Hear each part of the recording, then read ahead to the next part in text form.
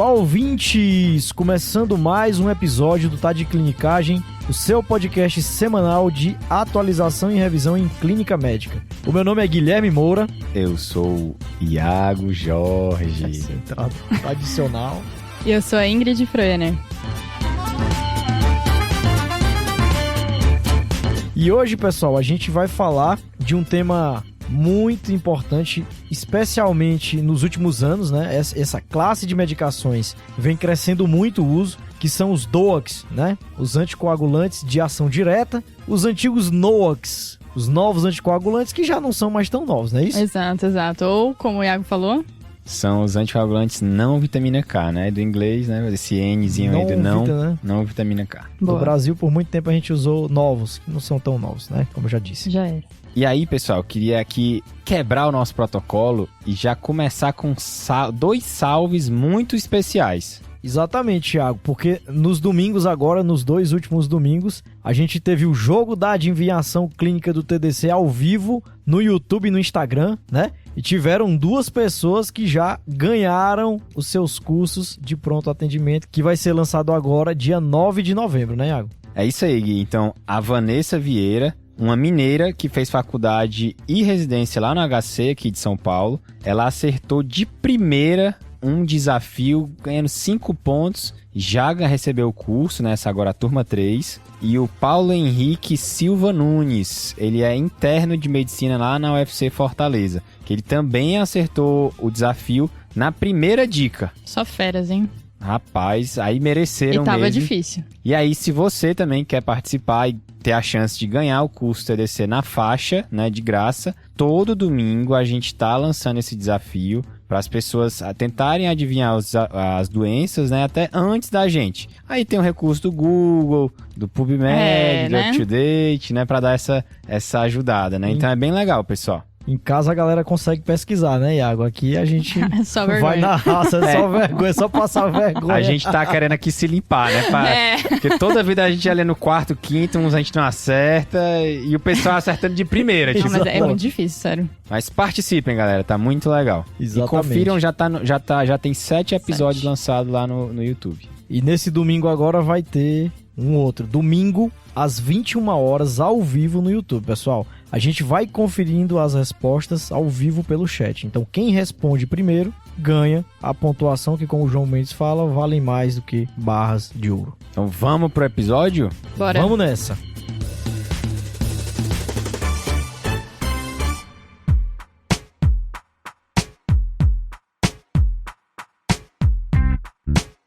Então, o formato desse episódio vão ser 7 armadilhas com o uso de DOACs. Já tô escutando aquele sininho, né? Vocês lembram do sininho que tem os episódios de armadilha? Lembra, Gui? Sim. E aí, quais vão ser as 7 armadilhas de hoje, Gui? Então, primeiro qual o horário ideal pra gente tomar o xarelto? E a segunda são as armadilhas no tratamento de TVP e TEP com DOACs. A terceira é como transicionar entre anticoagulantes. Quarto, em que situações nós vamos prescrever doses reduzidas dos DOACs? A quinta armadilha é em relação aos pacientes obesos e pós-cirurgia bariátrica. A sexta armadilha são os antídotos ou reversores dessas medicações. E a sétima é quando a gente não vai poder usar essas medicações. Beleza? Completíssimo. Então, começando.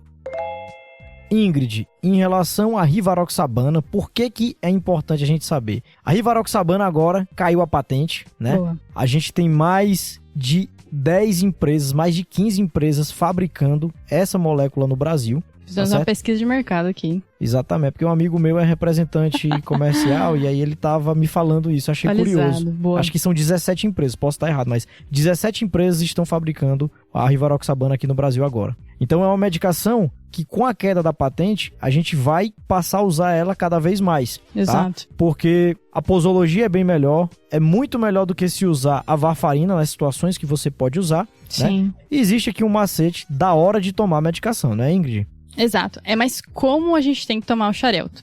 Porque, como o Gui falou, a gente vai prescrever bastante essa medicação e muitas vezes a gente está prescrevendo de uma maneira errada. O xarelto, na dose de 15 ou 20 miligramas, que é a dose usual, né, da maioria das indicações, ele tem que ser tomado com alimentos, tá? Você tem que estar com o estômago cheio. Ou seja, depois de uma refeição, preferencialmente de alta ingesta calórica e até mesmo de gorduras, Beleza. o xarelto, ele tem uma absorção melhor. Beleza, Ingrid, mas isso aí, como é que o pessoal descobriu isso daí? Que tem que ser uma refeição assim, que dê sustância, né, pra pessoa, tem que ser um negócio calórico. Exatamente. Na verdade, o que os estudos observaram foi com pacientes saudáveis, tá? Usando rivaroxabana e vendo como que se comporta a absorção dela de estômago vazio. Tá. E a redução da absorção é de 66% a quase 100%, ou seja, pouquíssima absorção dessa medicação quando o paciente não faz uso com alimento. Você vê, né? É uma medida muito simples, né? Você falar para o paciente tomar a medicação após as refeições, tá? Mas que faz total diferença na absorção e, consequentemente, faz diferença no resultado clínico do paciente, não é isso? Exato.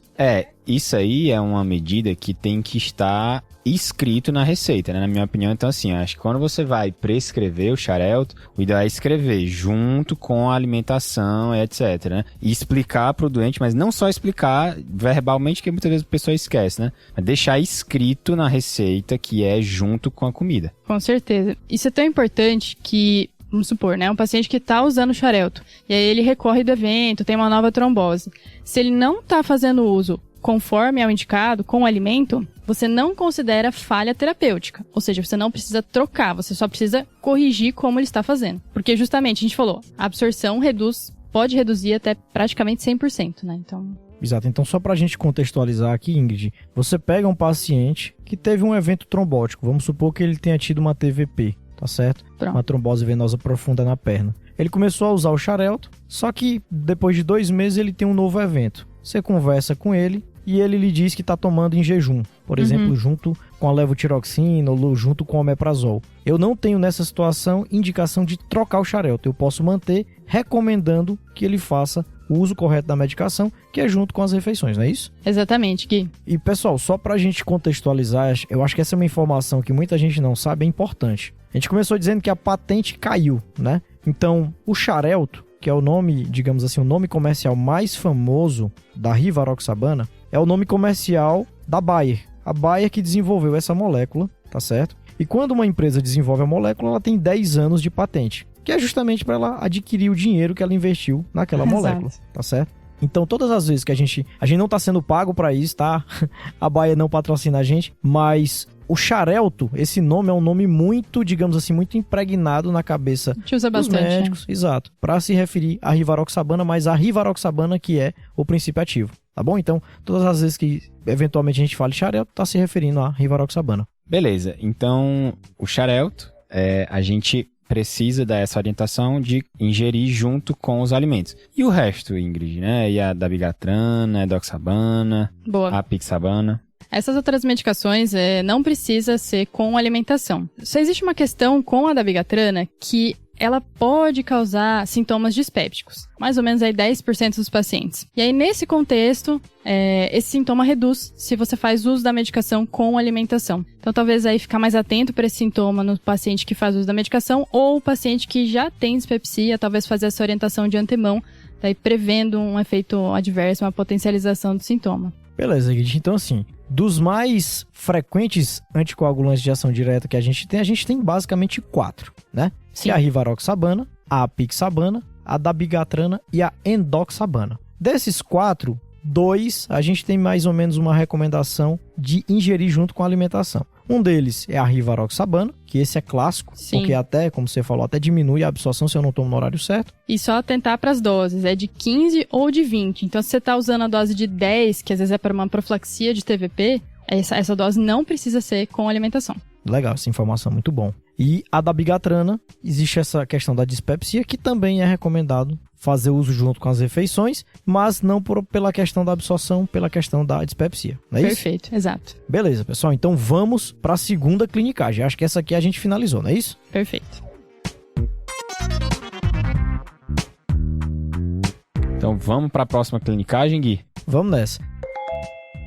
Então, assim, dentre as várias indicações que a gente tem para o uso, né, dos anticoagulantes de ação direta, dos DOACs, um dos principais é justamente a profilaxia e ou o tratamento de tromboembolismos de um modo geral. né, Ingrid? Sim. E aqui a gente tem uma peculiaridade. Quando a gente tem tromboembolismo, seja na perna, uma trombose venosa profunda na perna, ou um TEP, por exemplo. Aqui existe uma peculiaridade da dose, não é isso? Exatamente. Nesse contexto, né, do tromboembolismo venoso, 2 medicações se destacam, a rivaroxabana e a apixabana, porque elas vão ter uma posologia diferente pelo tempo inicial ali da anticoagulação. É como se fosse uma dose de ataque aí, né, Ingrid? Exato. Por que isso é feito, né? A gente sabe que nas primeiras semanas, as primeiras 3, 4 semanas do evento, é onde eu tenho a maior chance de recorrência e é onde eu tenho também a maior carga trombótica, né? É como se fosse um protocolo sepse, né? Ali o paciente chegou pra mim, eu tenho que dar uma pancada de antibiótico. Exato. Pra depois reduzir a dose pra deixar mais estável, não é isso? Exatamente. Então, se a gente pensar que a rivaroxabana, né, a gente tem essa dose de 20 miligramas uma vez por dia com as refeições, né? Quando eu tô tratando TEV, ela passa para 15 miligramas de 12 em 12 horas por 3 semanas e depois passa para a dose usual dela. Algo similar acontece com a apixabana, que a dose usual é de 5 miligramas de 12 em 12, e aí no tromboembolismo venoso ela passa para 10 de 12 em 12, só que daí por 7 dias só, e aí depois retorna para a dose usual dela. Beleza, Ingrid. Então, rivaroxabana e apixabana, a gente tem essa dose de ataque. Em relação à dabigatrana e a edoxabana, tem uma peculiaridade aqui, não é isso? Exatamente. Porque essas 2 medicações, né, os estudos viram que não conseguiram aumentar a dose de uma maneira segura, né? Ou seja, aumentar a dose para tentar reduzir essa carga trombótica. Esse ataque, né? Não fazer esse conseguiram ataque. fazer esse ataque de maneira segura. Perfeito. E daí o que a gente tem que fazer, e que os estudos fizeram, é fazer 5 a 10 dias de anticoagulação plena com heparina de baixo peso molecular, né? Ah. Então, essa é a recomendação nessas 2 medicações, que eu não faço ataque, eu não mudo dose, mas faço essa ponte com a heparina. Beleza. E só lembrando daquela peculiaridade que no TEP, com instabilidade, a preferência é por heparina em bomba, né? Exatamente. Heparina não fracionada. Nas outras situações, que são a maioria dos casos, eu posso usar, aí fazer a ponte com a própria enoxaparina. Exatamente, e é bom você reforçar isso, né, porque o TEP instável, ou até mesmo o paciente que você está pensando em trombolizar, não vale a pena começar a DOAC, né? Justamente a recomendação é para fazer tudo com heparina. Com heparina em bomba. Maravilha. Então a segunda a gente finaliza, né? Beleza, então vamos para nossa terceira armadilha.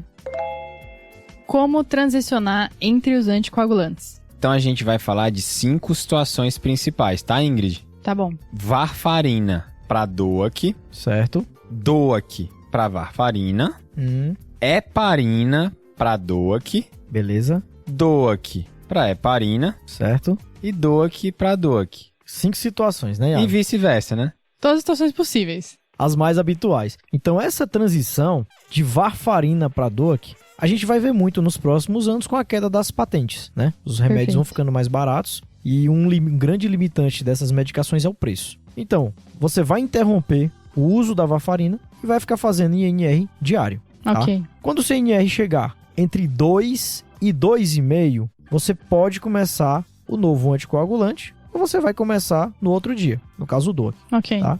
Se o seu INR, porventura, chegar a menor ou igual a 2, aí você tem que começar imediatamente, no caso hoje, né, o Tá. DOAC. Então, se tiver entre 2 e 2,5, eu posso começar naquele dia ou no próximo. Exato, Tá, e se tiver mais baixo, daí eu tenho que começar agora, não dá nem pra esperar. exatamente. Aí eu tenho que começar hoje, Tá. certo? Beleza, e aí se tiver mais alto que isso, você vai acabar repetindo, né, até chegar nessas faixas, né, Gui? Exatamente. Então, e aí? E transição de DOAC para varfarina, Gui? Essa transição de DOAC para varfarina, Iago, é uma transição menos habitual, né? Já uma vez que a corrente está acontecendo no sentido dos DOACs. Mas vamos supor que por algum motivo o paciente descobre alguma daquelas situações que ele não pode usar DOAC, Sim. que ele vai ter que usar a varfarina mesmo. Como é que a gente vai fazer? Então aqui eu tenho 2 formas de fazer essa transição de DOAC para varfarina. Tá. A primeira delas é, eu interrompo o DOAC e inicio a heparina, a enoxaparina, tá certo? E associado à enoxaparina, eu inicio a varfarina. Beleza, que é como a gente geralmente faz, né? Exatamente. E aí eu vou fazendo os 2 juntos e vou dosando INR diariamente. Até chegar no alvo. Exato. Quando chegar no alvo, eu suspendo a heparina e deixo só a varfarina. Beleza. Tá? A segunda forma de fazer isso é introduzir a varfarina junto com o DOAC. Tá, como se ele meio que fizesse o papel da heparina, no caso. Exato, como se ele estivesse fazendo o papel da heparina. Só que aqui tem um detalhe. O recomendado é que o paciente tome a varfarina mais cedo e o DOAC mais tarde. Por quê? Porque o DOAC pode influenciar no resultado do INR, Sim, sim. tá? Então vamos supor, eu começo a fazer essa transição numa segunda-feira. Eu tô tomando, por exemplo, rivaroxabana. Então eu tomo rivaroxabana e tomo junto a varfarina. Na quinta-feira, o meu INR chegou no alvo. Vamos Beleza. supor que tá entre 2 e 3, tá 2,5, tá certo? Uhum. Teoricamente, eu posso suspender nesse momento o DOAC, Tá. só que em algumas situações de pacientes de maior risco trombótico, existe uma recomendação de você manter o DOAC por 2 a 3 dias Pra ver se vai ficar lá, na faixa. depois da varfarina chegar no alvo. Tá, boa. Tá certo? Então essas são as duas formas de fazer essa transição. É um pouco mais capcioso. Quem estiver ouvindo, ouve com atenção, que é uma dica boa. Beleza, Gui. E a situação em que eu tenho a transição de heparina para DOAC, quando eu tô dando alta para um paciente, ou como a gente falou mais cedo, né? Fazendo aquela transição no TEP ou na TVP. Então, Ingrid, o paciente, vamos supor, teve um TEP, ficou bem, eu anticoagulei ele no hospital com heparina e ele vai de alta para casa. Então, nessa situação, o paciente, na maioria das vezes, vai estar usando enoxaparina. Boa. Então, eu vou começar o DOAC na próxima dose que eu iria usar a enoxaparina. Fácil. Pois é. Então, vamos supor que o paciente está usando às 8 da manhã e às 8 da noite. Então, ele usou a dose 8 da noite, Uhum. vai de alta no outro dia. No lugar de eu dar a enoxaparina às 8 da manhã, eu dou a dose do DOAC, Boa. certo? Certo. No caso do paciente que está usando a bomba de heparina, o Tá. que eu vou fazer? Eu desligo a bomba e inicio o DOAC Tá. imediatamente, tá? Que é a desliguei. heparina não fracionada, né, Gui? Perfeito. Exatamente, que é heparina não fracionada. Então, basicamente, a transição é essa. Essa transição é mais simples, né? Exato, é mais tranquila, Melhor. né? Melhor. Beleza. E aí, se a gente quiser transicionar de um DOAC para uma heparina, né? No caso, quando o paciente interna, por exemplo. Então, nessa situação que o paciente, por exemplo, vai internar, é fácil também. Eu vou iniciar a heparina na próxima dose do DOAC. Lembrando que, por exemplo, a pixabana, que são 2 vezes ao dia, o paciente toma 8 da manhã e 8 da noite. Eu vou começar, por exemplo, às 8 da manhã, Tá. tá? Seja enoxaparina, então vou fazer a dose subcutânea, Sim. ou a bomba de heparina não fracionada, Tá. Boa. certo? É facinho. Tá, então essa transição entre DOAX e heparina, basicamente é esperar a próxima dose para transicionar de um pro outro. Exatamente, Ingrid. E aí, para finalizar, né, Gui? Transição de um DOAC para outro DOAC. Aqui também é fácil, Thiago. Aqui é só você dar para o paciente, recomendar que ele tome a medicação na próxima dose. Então vamos supor, o paciente usa a pixabana 2 vezes ao dia, 8 da manhã e 8 da noite. Aí ele vai transicionar para rivaroxabana, que é 1 vez ao dia só. Tá. Então ele toma às 8 da noite do dia anterior, no outro dia pela manhã, ele toma a dose da rivaroxabana. Ah, perfeito. É mais fácil do que eu achei.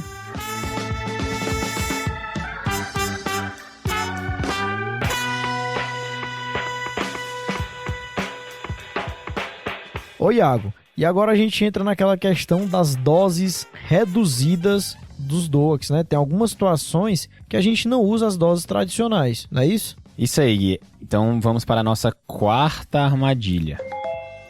Beleza, Iago, vamos lá. E aí, assim, pra gente falar em doses reduzidas de DOACs, a gente precisa saber a dose full, né? Cheia. Dose cheia, muito bom, Ingrid. Então, o rivaroxabana, dose padrão, 20mg dia. Apixabana, 5mg 2 vezes por dia. Edoxabana, 60mg dia. E o dabigatran, 150mg 2 vezes por dia. Beleza? Beleza. E aí, quando a gente fala numa dose reduzida, você tem 2 situações principais. Primeira, quando você vai ajustar para a função renal, e aí você pode checar no UpToDate, no MD-Calc, e tem a situação que você reduz a dose para usar o DOAC com uma menor intensidade. Ô Iago, e só lembrando que assim, os DOACs, o melhor mesmo é você checar o algoritmo na hora de prescrever. Porque aqui não entra só o clearance de creatinina. Geralmente entra idade e peso também, tá? Boa. Aí é uma Babilônia, né? Não, aí não tem, é impossível ficar falando aqui um por um. Então a pessoa realmente precisa checar esse algoritmo para corrigir a dose, né? Então, para a função renal, peso e idade. Boa. Exatamente. Então agora a gente vai falar sobre esses DOACs que são prescritos em menor intensidade, vamos dizer assim, tá? Que são 3 situações principais. Na doença arterial coronariana crônica, né? E doença arterial periférica. Certo, Na profilaxia primária de TEV. certo. E na profilaxia secundária estendida de TEV. Ok. Vixe, mano. Vamos lá. Então vamos entrar em cada um deles. Tá. Então, a primeira situação em que a gente pode considerar fazer esse DOAC em doses mais baixas é na doença arterial coronariana, né, por aterosclerose, ou na doença arterial periférica. Beleza, Iago. Que é aquele negócio, né? Surgiu a baby dose da rivaroxabana, é uma coisa que pode ser introduzida aí nos próximos anos nos guidelines, mas por enquanto tá bem incipiente, né? É isso aí, Gui. Então, foi um único estudo que abordou isso, foi o estudo COMPASS, que foi publicado no New England em 2017. E aí, esse estudo avaliou o acréscimo de xarelto, né, 2,5 duas vezes por dia, à aspirina, né, nesses pacientes com doença aterosclerótica. Certo. E aí houve redução, né, Iago, de evento, né? De morte cardiovascular, de AVC, de eventos trombóticos de um modo geral, não é isso? E, inclusive, morte, né? Exatamente. Só que, como nem tudo são flores, se você está adicionando um anticoagulante ou se você está adicionando um antiagregante plaquetário, o paciente vai sangrar mais. Você pode até evitar mais eventos trombóticos, que é isso que acontece em todos os trabalhos. Se você aumenta a dose de anticoagulante de antiplaquetário, o paciente vai sangrar mais e vai trombosar menos. Ponto. Exato. E foi isso que aconteceu no COMPASS, né? Justamente, Gui. Então, como você comentou, aumentou o sangramento e diminuiu eventos trombóticos. E aí, Gui, o FDA, que é a Anvisa norte-americana, já aprovou a dose de xarelto, né, de 2,5 duas vezes por dia, para esse uso. Mas, assim, as diretrizes muitas vezes citam, né, esse trabalho, né, que é o COMPASS, mas elas não chegam a fazer uma recomendação de forma mais enfática. Exatamente. A diretriz de 2019 do ESC, né, de coronariopatia crônica, e a diretriz brasileira de 2021 de síndrome sem supra, eles citam essa dose de 2,5 que pode ser associada ao AS, né? 2,5 de rivaroxabana duas vezes associada ao AS, mas não tem nenhum, se você procurar na diretriz, não tem nenhum grau de recomendação formal. Entendeu? Então, uma coisa que está citada ali, aquela coisa, bota lá como opções que você pode fazer, mas não faz aquela recomendação formal. Então é isso. Beleza, então rivaroxabana baby dose, adorei esse nome, a gente tem que ter calma. Exato. Se você vir algum paciente usando, você já pode sabe pensar de onde nessa veio. possibilidade. E outra situação em que você pode fazer uma dose de menor intensidade é na profilaxia primária em pacientes no contexto de uma artroplastia de quadril ou joelho. Perfeito. Certo, que cirurgias ortopédicas classicamente são extremamente trombogênicas, né? É o clássico, né? O paciente operou o joelho ou o quadril, chega pra você tepado, né? Muito clássico isso. É isso aí, Gui. E aí existe uma grande dúvida em qual é o melhor anticoagulante, Enoxa, DOAC, até o AS entra aí na disputa, mas a gente não vai entrar nessa discussão agora. Se você quer se aprofundar, qual é a edição do guia, Ingrid? Edição número 15 do Guia do TDC. Então, e tá bem interessante a leitura do guia, né? Aí são da edição número 15, que é justamente a profilaxia de tromboembolismo após artroplastia letiva. É justamente isso que a gente tá falando. E aí, nessa situação, então, está autorizado pelo FDA a você usar a apixabana duas vezes ao dia na dose de 2,5 mg ou a rivaroxabana 10 mg uma vez ao dia. Iago, agora, mais uma vez insistindo com a queda da patente, agora é tudo rivaroxabana. Beleza, Gui. E aí, ainda no contexto de uma profilaxia primária de TEV, nós temos a situação na ocasião da alta de um paciente com alto risco trombótico. E aí, Iago, isso é interessante porque essa definição do que é o alto risco trombótico pós-alta, né? Então, o paciente ficou internado e aí na alta ele tem um alto risco trombótico, essa definição não é muito clara, tá certo? Você pode considerar fazer o anticoagulante profilático. Então, essa situação não está muito bem definida, né, do alto risco trombótico, mas saber que existe essa possibilidade de eu usar uma dose reduzida dos DOACs nessa situação pós-alta. Exatamente. É isso aí. E o FDA aprovou o uso do rivaroxaban para essa situação, Tá. mas aí fica aí um mistério, né, um pântano de incertezas de quando realmente fazer isso, tá? Beleza. Iago, e uma terceira situação de profilaxia primária são os pacientes com câncer, né? É isso aí, Gui. Então, em pacientes ambulatoriais de alto risco com câncer, e aí você pode usar o score de Corana Boa. para avaliar esse risco trombótico. E aí você pode conferir esse score, né, e todo o uso e tudo na edição 5 do Guia TDC de tromboembolismo no paciente com câncer, que tem um tópico só sobre a profilaxia primária no ambulatório de pacientes com câncer de alto risco. Legal, Show. e aí explica como faz a aplicação do score, tudo direitinho, né, Iago? Isso aí, Gui. E aí, nesse contexto, pode ser usado o apixaban 2,5 2 vezes por dia ou o rivaroxaban 10mg dia, lembrando que nenhuma dessas duas situações ainda foi aprovada pelo FDA. Ok. Rapaz, Iago, mas se o FDA não aprovou, quem é que aprovou então? Então, Gui, essa recomendação, ela tá na diretriz de tromboembolismo venoso da Sociedade Americana de Hematologia. Então, foi uma diretriz publicada em 2021. Entendi. Uma diretriz recente, de uma sociedade importante, né? Então, a tendência é que seja aprovado pelo FDA. Possivelmente em breve isso deve ser aprovado. Iago, então a gente sabe que, assim, classicamente a gente faz anticoagulação de TEV de 3 a 6 meses, né? Mas tem algumas situações que eu posso estender isso. Como que é? Isso mesmo, Ingrid. Sendo que é incerto em quais pacientes a gente vai prolongar o tempo de anticoagulação plena, né? Além desses 3 a 6 meses, certo? Sim. E aí nós temos 2 trabalhos, que é o Amplify Ext e o Einstein Choice, que eles avaliaram, respectivamente, apixaban e rivaroxaban num tratamento prolongado de TEV. Ok. Então, para situar bem agora você ouvinte. Então, esses estudos avaliaram você prolongar o tratamento de TEV além de 6 a 12 meses. Ou seja, a pessoa teve um evento tromboembólico, esse evento foi tratado por 6 a 12 meses com a medicação. Ou seja, além do usual já. Isso. E aí foi estudado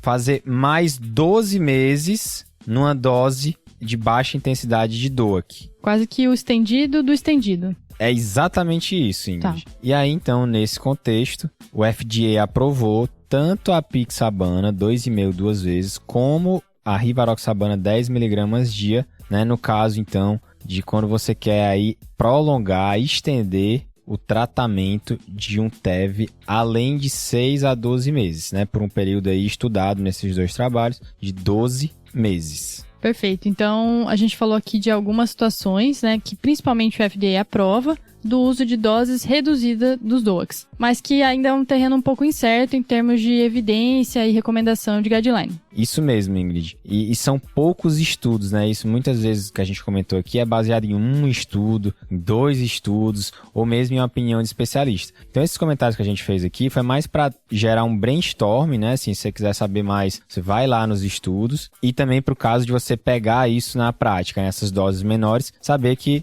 existe um burburinho sobre essa dose menor dos DOACs. Beleza. E aí, Ingrid, a gente entrando na nossa 5ª armadilha em relação à dose dos DOACs, né, no contexto de um paciente obeso e no pós-operatório de cirurgia bariátrica. Beleza. Conta aí pra gente, Ingrid. Então, assim, diante de um paciente obeso, que a gente vai definir aqui por um IMC maior que 40 ou maior ou igual a 120 quilos, tá? A Sociedade Internacional de Trombose e Hemostasia, lá em 2021, fez uma revisão de poucos estudos sobre isso, mas já compilou uma recomendação de que a gente pode usar nesse contexto rivaroxabana e apixabana. A questão aqui é mais com relação à farmacocinética, farmacodinâmica dessas drogas nesses pacientes. Tá. Até assim, não é só nesses pacientes. Acho que a gente pode extrapolar para extremos de peso, né? Então, pensar em pacientes obesos, mas pacientes também muito magros, podem ter essa variação. E aí, as medicações que têm maior evidência são rivaroxabana e apixabana. Beleza, Tá. gente. Mas e o que é que isso vai mudar na prática?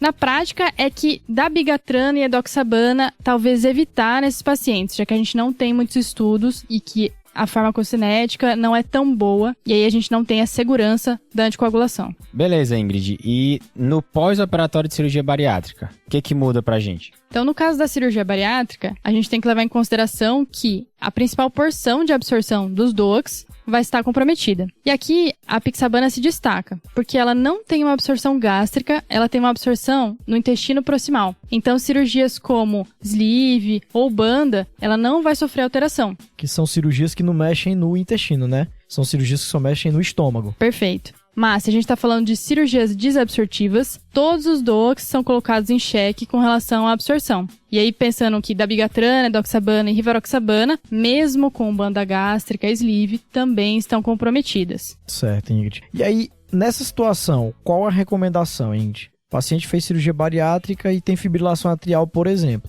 na prática, o que eu posso fazer? Na prática, eu posso medir, e aí a gente vai medir qualitativamente, né? Porque a gente não tem uma faixa terapêutica de DOACs. Certo. Mas a gente pode tentar medir a presença deles. Com relação a rivaroxabana e edoxabana, a gente pode medir o RNI ou o anti-10A específico para cada medicação. Tem que lembrar de avisar a farmácia, tem que ser calibrado específico.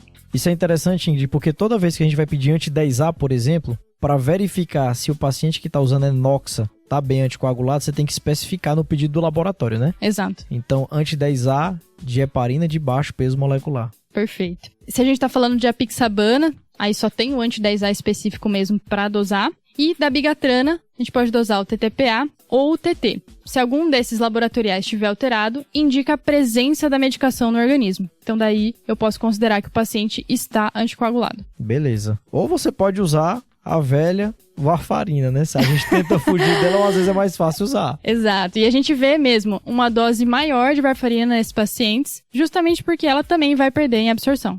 Perfeito.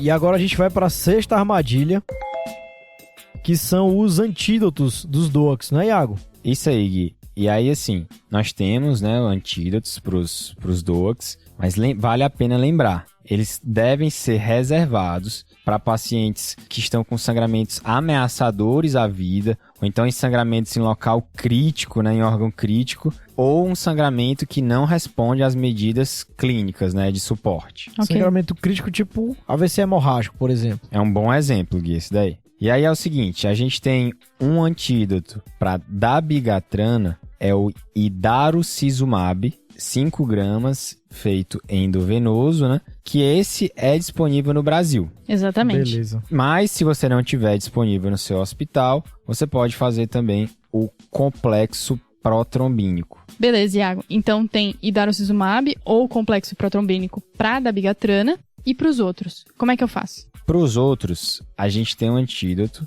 que é o Andexanet Alfa. Nome chique.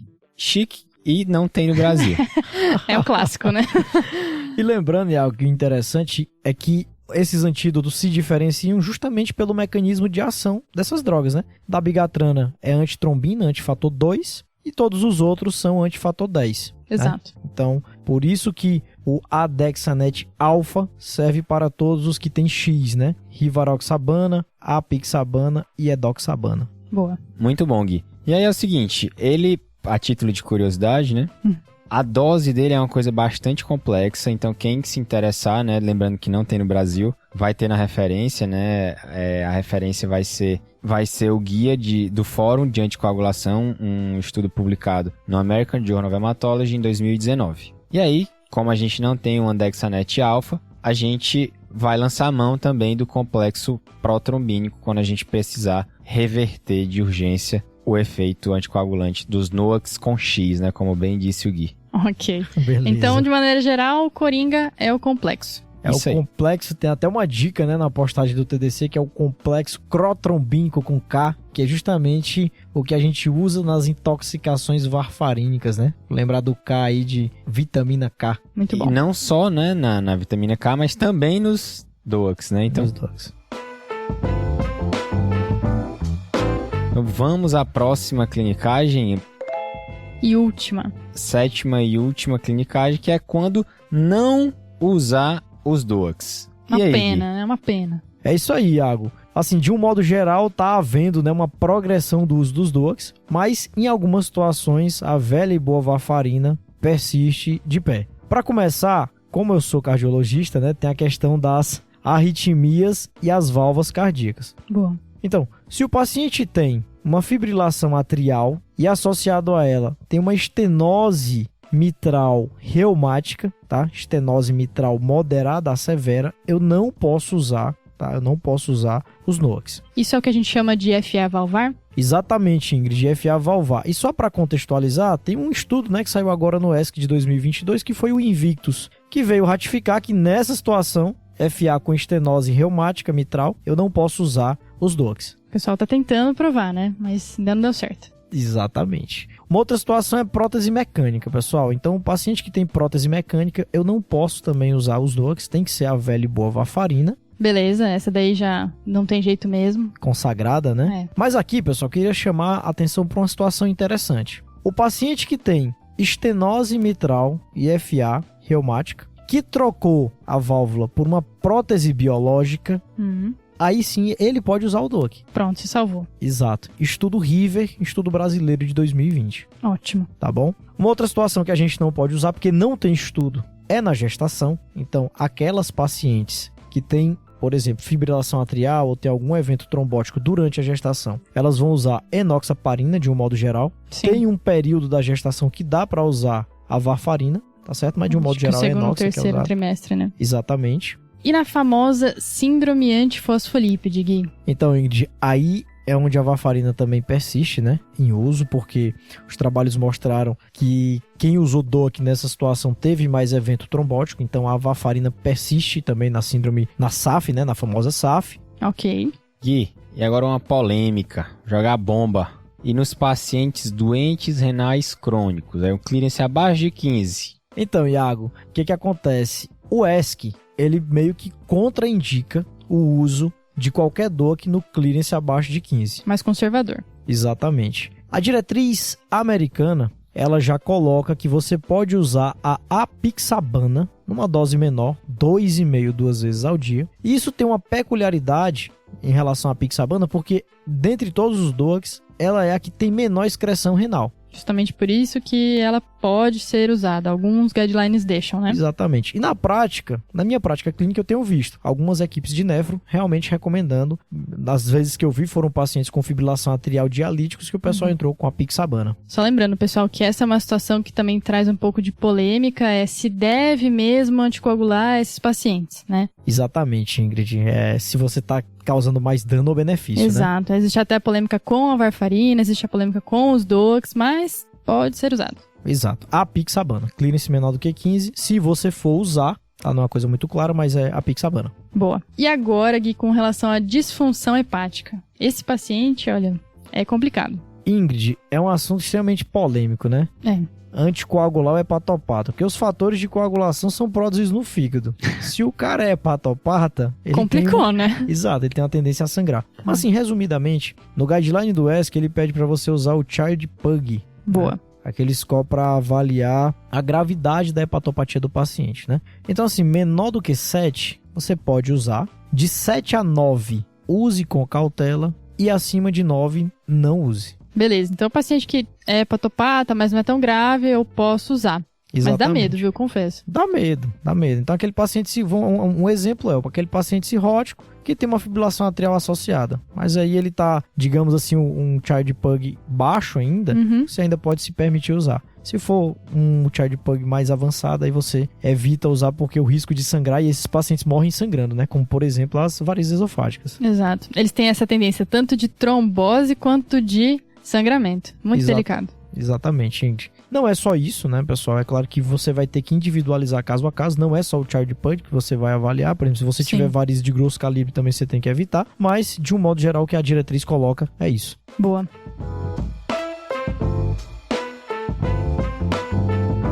Fechou, então. Então foram aí 7 armadilhas aí no uso dos NOACs. Vencemos, hein, pessoal? Ou DOACs, né? Até isso é uma armadilha, né? Não sabe o que você tá falando.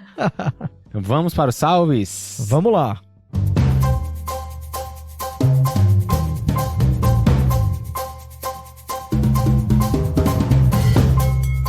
E aí, Gui, pra quem vai ter o salve?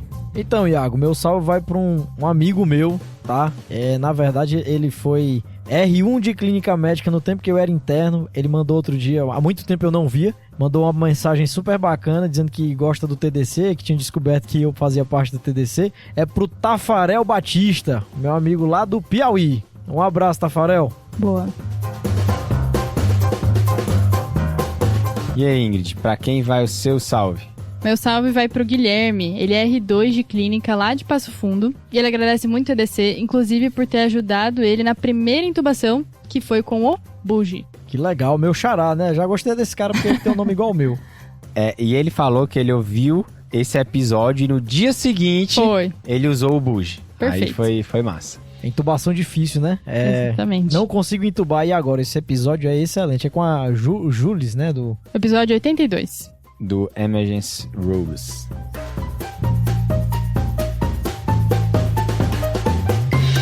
E o meu salve vai para Lawane Rigopoulos, que ela é residente clínica médica do Einstein, para Elisa Rampazzi e para Lara Bugalho. Elas duas são internas do Einstein e rodaram lá no Hospital Municipal Vila Santa Catarina. Então um salve, meninas. Boa.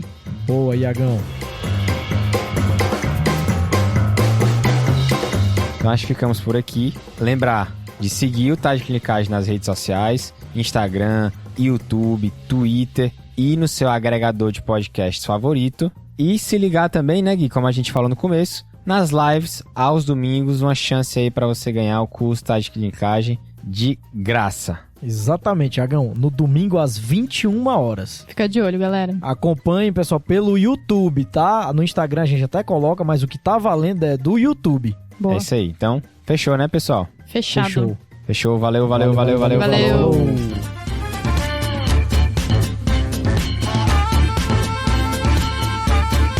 Esse podcast tem como objetivo educação médica. Não utilize como recomendação. Para isso, procure o seu médico.